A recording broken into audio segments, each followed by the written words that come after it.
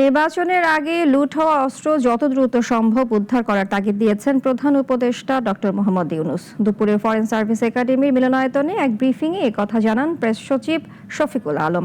এ সময় তিনি বলেন, প্রধান উপদেষ্টা ডক্টর মোহাম্মদ ইউনূস নির্বাচনের আগে যত দ্রুত সম্ভব লুট হওয়া অস্ত্র উদ্ধার করার তাগিদ দিয়েছেন।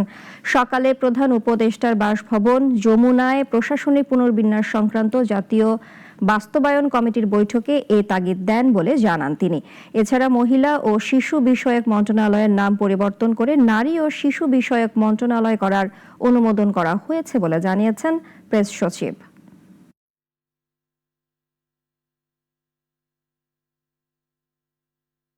চিফ অ্যাডভাইজার আজকের মিটিং এ আবার নির্বাচনের কথা বলেছেন এবং নির্বাচনের আগে উনি অস্ত্র উদ্ধারের উপর জোর দিয়েছেন।